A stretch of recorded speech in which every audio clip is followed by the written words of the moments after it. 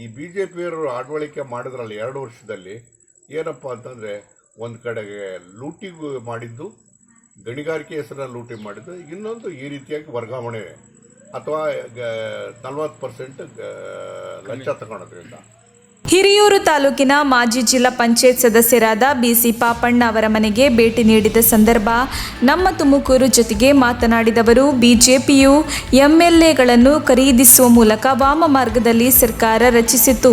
2008ರಲ್ಲಿಯೂ ವಾಮ ಮಾರ್ಗದಲ್ಲಿ ಬಿಜೆಪಿ ಅಧಿಕಾರಕ್ಕೆ ಬಂದಿತ್ತು. ಆ ಸಂದರ್ಭದಲ್ಲಿ 3 ಮುಖ್ಯಮಂತ್ರಿಗಳು ಆಡಳಿತ ನಡೆಸುವಂತಾಗಿತ್ತು ಎಂದರು. ಅಧಿಕಾರಕ್ಕೆ ಬಂದ ಬಳಿಕ ಬಿಜೆಪಿಯವರು ಮಾಡಿರುವ ಸಾಧನೆ ಎಂದರೆ ಅಕ್ರಮ ಗಣಿಗಾರಿಕೆ ಮಾಡಿ ಜೈಲಿಗೆ ಹೋಗಿರುವುದು ಎಂದರು. ಚುನಾವಣೆಗೆ ಹಣ ಹಾಕಿ ಅಧಿಕಾರ ಗಿಟ್ಟಿಸಿಕೊಳ್ಳುವುದು, ಬಳಿಕ ವ್ಯಾಪಾರ ಮಾಡುವುದೇ ಬಿಜೆಪಿಯ ಉದ್ದೇಶವಾಗಿದೆ.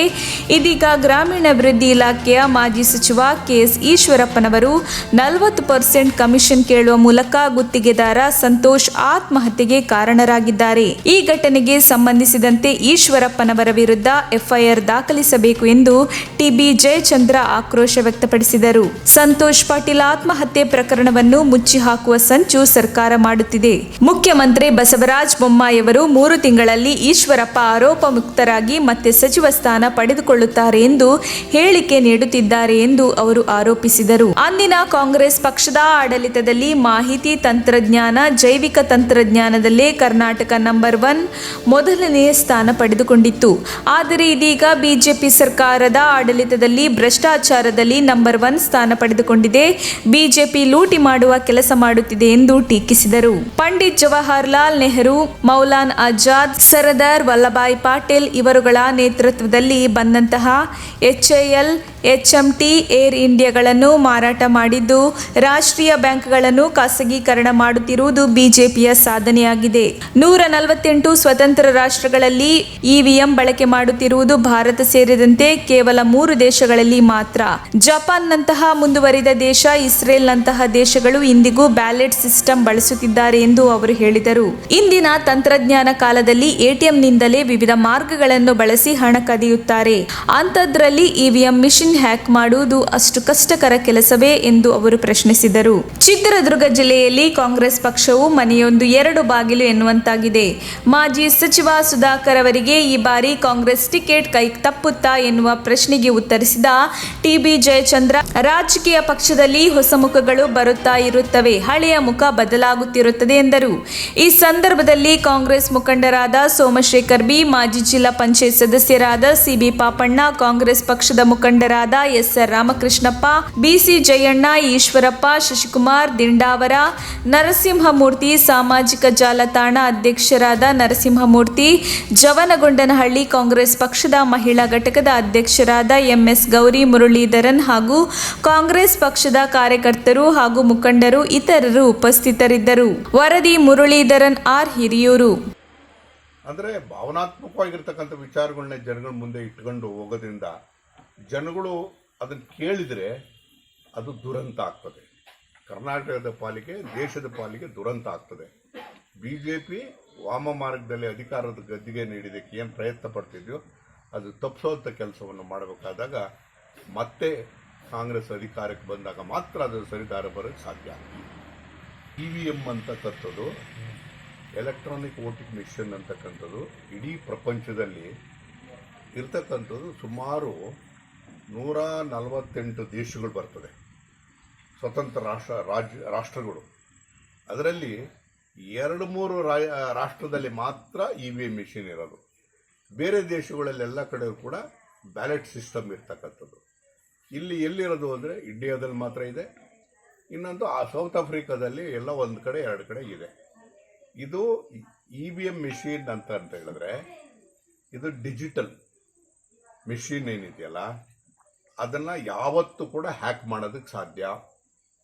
ಈಗ ಹ್ಯಾಕ್ ಮಾಡೋಕ್ಕೆ ಸಾಧ್ಯ ಅಂತ ಹೇಳಿದ್ರೆ ವೋಟಿಂಗ್ ಮಿಷನ್ನು ಕೂಡ ಹ್ಯಾಕ್ ಮಾಡೋಕ್ಕೆ ಸಾಧ್ಯ. ಯಾವ ತಂತ್ರಜ್ಞಾನವೂ ಕೂಡ ಟ್ಯಾಂಪರ್ ಇಲ್ಲ ಅಂತೇಳಿ ಹೇಳಕ್ಕೆ ಬರೋದೇ ಇಲ್ಲ. ಈಗೇನಾಗಿದೆ ಅಂದರೆ ATM ದುಡ್ಡನ್ನೇ ಡ್ರಾ ಮಾಡ್ತಾರೆ. ಸೈಬರ್ ಕ್ರೈಮ್ ಇವತ್ತು ಒಬ್ಬರು ಕೊಲೆ ಆಗಿದೆ. ಅದು ಯಾವ ಕಾರಣಕ್ಕೆ ಅವರು ಸತ್ತಿರ್ತಕ್ಕಂಥದ್ದು? ಆತ್ಮಹತ್ಯೆ ಮಾಡ್ಕೊಂಡಿರೋದನ್ನೇ ಕೇಸು ಅಂತ FIR ಆಗಿ ಹಾಕೋದಲ್ಲ.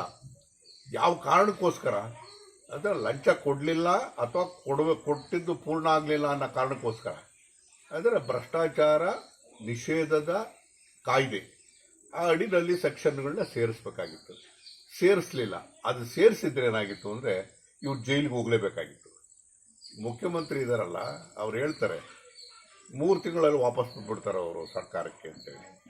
ಮುಖ್ಯಮಂತ್ರಿ ಬೇಜವಾಬ್ದಾರಿ ಹೇಳಿಕೆಯಿಂದ ಏನು ಜನರಿಗೆ ಏನು ಸಂದೇಶ ರವಾನೆ ಆಗ್ತದೆ ಅಂತಂದರೆ ಕೇಸನ್ನು ಮುಚ್ಚಾಕ್ತೀವಿ ಅಂತಕ್ಕಂಥ ರೀತಿಯಲ್ಲಿ. ಇದು ಕೇವಲ ಇವರೊಬ್ಬರೇ ಮಂತ್ರಿ ಅಲ್ಲ, ಇನ್ನು ಅನೇಕ ಮಂತ್ರಿಗಳಿದ್ದಾರೆ. 5-6 ಜನ ಮಂತ್ರಿಗಳು ಈ ರೀತಿಯಾದಂಥ ಹಗರಣಗಳಿಗೆ ಸಿಗಾಕೊಂಡಿದ್ದಾರೆ. ಅವರ ಒಂದೊಂದಾಗಿ ಅವರ ಕಥೆಗಳಲ್ಲಿ ಈಚೆ ಬರ್ತದೆ. ಒಟ್ಟಲ್ಲಿ ಕರ್ನಾಟಕ ಅಂತ ಹೇಳಿದ್ರೆ BJP ಆಳ್ವಿಕೆಯಲ್ಲಿ ಇಡೀ ರಾಷ್ಟ್ರದಲ್ಲಿ ಕಾಂಗ್ರೆಸ್ ಇದ್ದಾಗ ಒಂದು ಹೆಸರು ಮಾಡ್ತು. ಮಾಹಿತಿ ತಂತ್ರಜ್ಞಾನ, ಜೈವಿಕ ತಂತ್ರಜ್ಞಾನದಲ್ಲಿ ಕರ್ನಾಟಕ ಮೊದಲನೇ ಸ್ಥಾನ ಅಂತೇಳಿ. ಈ BJPಯವರು ಆಡಳಿಕೆ ಮಾಡಿದ್ರಲ್ಲಿ 2 ವರ್ಷದಲ್ಲಿ ಏನಪ್ಪ ಅಂತಂದರೆ ಒಂದು ಕಡೆಗೆ ಲೂಟಿ ಮಾಡಿದ್ದು, ಗಣಿಗಾರಿಕೆ ಹೆಸರಲ್ಲಿ ಲೂಟಿ ಮಾಡಿದ್ದು, ಇನ್ನೊಂದು ಈ ರೀತಿಯಾಗಿ ವರ್ಗಾವಣೆ ಅಥವಾ 40% ಲಂಚ ತಗೊಳೋದ್ರಿಂದ ಇದೊಂದು ಕೋಟಿಯಿಂದ ಲೂಟಿ ಮಾಡತಕ್ಕಂಥ ಕೆಲಸವನ್ನು ಮಾಡಿ ಇದೊಂದು ಕರ್ನಾಟಕ ಒಂದು ಭ್ರಷ್ಟ ರಾಜ್ಯ ಅಂತೇಳಿ ಈ ದೇಶಕ್ಕೆ ಸಾರುವಂಥ ಕೆಲಸವನ್ನು ಮಾಡಿದ್ದು BJPಯವ್ರ ಕೆಲಸ. ಇದು ಅವ್ರ ಸಾಧನೆ. ಇದನ್ನು ಎಲ್ಲಿವರೆಗೂ ಜನ ಅರ್ಥ ಮಾಡಿಕೊಂಡು ಅವ್ರನ್ನ ಬುಡ ಸಮೇತ ಕಿತ್ತಾಕೋದಿಲ್ವೋ ಅಲ್ಲಿವರೆಗೂ ಕೂಡ ಕರ್ನಾಟಕ ಏಳಿಗೆ ಆಗೋದಕ್ಕೆ ಸಾಧ್ಯ ಇಲ್ಲ. ನೋಡಿ, ಈಗೇನಾಗಿದೆ ಅಂದರೆ ಪ್ರಜಾಪ್ರಭುತ್ವ ಸ್ಥಾಪನೆಯಾಗಿ ಈ ದೇಶದಲ್ಲಿ 70 ವರ್ಷ. BJPಯವರ ಅಧಿಕಾರಕ್ಕೆ ಬಂದಿರೋದು ಎಷ್ಟು ಅವಧಿಯಲ್ಲಿ? ಹಿಂದೆ ವಾಜಪೇಯಿ ಅವರು 5 ವರ್ಷ ಇದ್ರು, ಇವರದ್ದು 8 ವರ್ಷ ಆಗಿದೆ, 13 ವರ್ಷ ಆಗಿದೆ, ಇನ್ನೊಂದು 2 ವರ್ಷ 15 ವರ್ಷ ಆಗ್ತಾರೆ. 15 ವರ್ಷದಲ್ಲಿ ಇವ್ರ ದೊಡ್ಡ ಸಾಧನೆ ಏನು ಅಂತ ಹೇಳಿದ್ರೆ, ಕಾಂಗ್ರೆಸ್ ಪಕ್ಷ ಸ್ವತಂತ್ರ ಬಂದ ಮೇಲೆ ಪಂಡಿತ್ ಜವಾಹರ್ಲಾಲ್ ನೆಹರು, ಸರ್ದಾರ್ ವಲ್ಲಭಭಾಯ್ ಪಟೇಲ್, ಮೌಲಾನಾ ಆಜಾದ್ ಇವರೆಲ್ಲರ ನೇತೃತ್ವದಲ್ಲಿ ಮಾಡಿರ್ತಕ್ಕಂಥ ಆಸ್ತಿಗಳೇನಿದ್ವಲ್ಲ, ಆಸ್ತಿಗಳನ್ನ ಒಂದೊಂದಾಗಿ ಮಾರುವಂಥ ಕೆಲಸವನ್ನು ಮಾಡಿದ್ರು. HAL ಇರ್ಬೋದು, HMT ಇರ್ಬೋದು, ಏರ್ ಇಂಡಿಯಾ ಇರ್ಬೋದು, ಎಲ್ಲದನ್ನು ಮಾರ್ತಾ ಇದ್ದಾರೆ. ಅಂದರೆ ಒಂದು ಕಡೆ ಬ್ಯಾಂಕ್ಗಳನ್ನು ರಾಷ್ಟ್ರೀಕರಣ ಮಾಡಿದಂಥ ಕಾಂಗ್ರೆಸ್ ಸರ್ಕಾರ, ಇಂದಿರಾ ಗಾಂಧಿಯವರು, ಈಗ ಬ್ಯಾಂಕ್ಗಳನ್ನು ಖಾಸಗೀಕರಣ, ಯಾವ್ಯಾವುದೋ ಕಾರಣಕ್ಕೋಸ್ಕರ ಅನೇಕ ಆರೋಪಗಳನ್ನ ಹೊತ್ತು ರಾಜೀನಾಮೆ ಕೊಡುವಂಥ ಪ್ರಸಂಗ ಬಂತು. ಅದಾದ ಮೇಲೆ 2013-18ವರೆಗೂ ಕೂಡ ಕಾಂಗ್ರೆಸ್ ಅಧಿಕಾರದಲ್ಲಿ ಇತ್ತು. ಇವತ್ತು ಇವರು ಅಧಿಕಾರಕ್ಕೆ ಬಂದು BJP 2008ರಲ್ಲಿ ಯಾವ ರೀತಿ ವಾಮ ಮಾರ್ಗದಲ್ಲಿ ಬಂದರೂ ಅದೇ ವಾಮ ಮಾರ್ಗದಲ್ಲಿ ಇವತ್ತು ಕೂಡ ಅಧಿಕಾರಕ್ಕೆ ಬಂದರು. ಈಗ ಅವ್ರದ್ದು ಒಂದೇ ಇರ್ತಕ್ಕಂಥದ್ದು, ಹಣ ಮಾಡು, ಚುನಾವಣೆಗೆ ಚೆಲ್ಲು, ಅಧಿಕಾರ ಗಿಟ್ಸು. ಅಂದರೆ ಇದು ಅವರು ಮಾಡ್ತಿರೋ ದಾಟಿ ಏನಿದೆ ಅಂತ ಹೇಳಿದ್ರೆ ಇದೊಂದು ವ್ಯಾಪಾರ. ಬಂಡವಾಳ ಹಾಕು, ಬಂಡವಾಳ ತೆಗಿ. ಈ ಹಿನ್ನೆಲೆಯಲ್ಲಿ ಇವತ್ತು ಗ್ರಾಮೀಣಾಭಿವೃದ್ಧಿ ಸಚಿವರು ಒಬ್ಬ ಹಿಂದೂ, ಒಬ್ಬ ಬಡವ, ಅವನು 4 ಕೋಟಿನ ಕೆಲಸ ಮಾಡಿದ್ದಾನೆ. ಅವನೊಬ್ಬ ಹಿಂದೂ ಜೊತೆಗೆ ಅವನೊಬ್ಬ BJP ಕಾರ್ಯಕರ್ತನೂ ಕೂಡ. ಹೌದು, BJP ಕಾರ್ಯಕರ್ತನಾಗಿ ಅವ್ರ ಜೊತೆ ಹೊಂದಾಣಿಕೆ ಮಾಡಿಕೊಂಡು 4 ಕೋಟಿ ಕೆಲಸ ಮಾಡಿ ಇಲ್ಲಿವರೆಗೆ ಬಿಲ್ ಕೊಡಲಿಲ್ಲ. ಕಾರಣ ಏನು ಅಂತ ಹೇಳಿದ್ರೆ 40% ಲಂಚ ಕೇಳಿದ್ರು ಅಂತ ಹೇಳಿ. ಇದೇ ಮಂತ್ರಿಗಳು ಹೇಳಿದ್ರು, ಏನಂತ ನಾನು ನೋಡೇ ಇಲ್ಲ ಅವನ್ನ ಅಂದರು. ಆಮೇಲೆ ಡಿಫಾಮೇಷನ್ ಕೇಸ್ ಹಾಕಿದ್ದೀನಿ ಅಂತಂದರು. ಬಹುಶಃ ಮಂತ್ರಿಗಳಿಗೆ ತಲೆಯೊಳಗೆ ಏನಿತ್ತೋ ಗೊತ್ತಿಲ್ಲ. ಡಿಫಾಮೇಷನ್ ಕೇಸ್ ಹಾಕ್ಬೇಕಾದ್ರೆ ಯಾರು ಅಂತ ಗೊತ್ತಿರಲಿಲ್ವಾ? ಡಿಫಾಮೇಷನ್ ಕೇಸ್ ಹಾಕೋಕ್ಕಾಯ್ತು, ಅವನು ಆತ್ಮಹತ್ಯೆ ಮಾಡ್ಕೊಂಡ್ಮೇಲೆ ನನಗೆ ಗೊತ್ತಿಲ್ಲ ಅಂತ ಹೇಳೋಕ್ಕೂ ಬರ್ತಾರೆ. ಇಂಥ ಮಂತ್ರಿಗಳಿಂದಾಗಿ ಇವತ್ತು ಒಬ್ಬರು ಕೊಲೆ ಆಗಿದೆ. ಅದು ಯಾವ ಕಾರಣಕ್ಕೆ ಅವರು ಸತ್ತಿರ್ತಕ್ಕಂಥದ್ದು? ಆತ್ಮಹತ್ಯೆ ಮಾಡ್ಕೊಂಡಿರೋದನ್ನೇ ಕ್ಷೀಣ್ ಅಂತ ಹೇಳಿದ್ರೆ, ಇದು ಡಿಜಿಟಲ್ ಮೆಷಿನ್ ಏನಿದೆಯಲ್ಲ, ಅದನ್ನು ಯಾವತ್ತೂ ಕೂಡ ಹ್ಯಾಕ್ ಮಾಡೋದಕ್ಕೆ ಸಾಧ್ಯ. ಈಗ ಹ್ಯಾಕ್ ಮಾಡೋಕ್ಕೆ ಸಾಧ್ಯ ಅಂತ ಹೇಳಿದ್ರೆ ವೋಟಿಂಗ್ ಮಿಷನ್ನು ಕೂಡ ಹ್ಯಾಕ್ ಮಾಡೋಕ್ಕೆ ಸಾಧ್ಯ. ಯಾವ ತಂತ್ರಜ್ಞಾನವೂ ಕೂಡ ಟ್ಯಾಂಪರ್ ಇಲ್ಲ ಅಂತೇಳಿ ಹೇಳಕ್ಕೆ ಬರೋದೇ ಇಲ್ಲ. ಈಗೇನಾಗಿದೆ ಅಂದರೆ ATM ದುಡ್ಡನ್ನೇ ಡ್ರಾ ಮಾಡ್ತಾರೆ. ಸೈಬರ್ ಕ್ರೈಮ್ಗಳು ಆ ರೀತಿಯಾಗಿ ಆಗ್ತಾ ಇದೆ. ತಂತ್ರಜ್ಞಾನ ಅಷ್ಟರ ಮಟ್ಟಿಗೆ ಬೆಳೀತಾ ಇದೆ. EVM ಮಿಷನ್ಗಳಲ್ಲಿ ಅದನ್ನು ಹ್ಯಾಕ್ ಮಾಡ್ತಕ್ಕಂಥದ್ದು ಭಾಳ ಸುಲಭವಾದ ಕೆಲಸ. ಅದು ಎಲ್ಲೋ ಒಂದು ಕಡೆಗೆ ದೇಶಾದ್ಯಂತ ಎಲ್ಲ ವಿರೋಧ ಪಕ್ಷಗಳೆಲ್ಲವೂ ಕೂಡ ಸೇರಿ ಇವತ್ತು ನಮ್ಮ ಬ್ಯಾಲೆಟ್ಗೆ ಹೋಗಬೇಕು, ಇದು ಬೇಡ ಅಂತಕ್ಕಂಥ ರೀತಿಯಲ್ಲಿ ಹಠವನ್ನು ಮಾಡದಲ್ಲಿದ್ದರೆ ಪ್ರಜಾಪ್ರಭುತ್ವಕ್ಕೆ ಏಳಿಗೆ ಆಗೋದಿಲ್ಲ. ಯಾವ ದೇಶ ಈ ಥರ EVM ಮಿಷನ್ ಮಾಡ್ತದೋ, ಜಪಾನ್ ದೇಶ ಮತ್ತು ಇಸ್ರೇಲ್ ಎರಡು ದೇಶದಲ್ಲೂ ಕೂಡ ಇವತ್ತು ಅವರು ಕೂಡ ನಮಗೆ EVM ಮಿಷನ್ ಮಾಡಿಕೊಡ್ತಾರೆ ವಿನಃ ಅವ್ರು ಯಾರೂ ಉಪಯೋಗಿಸ್ತಾ ಇಲ್ಲ.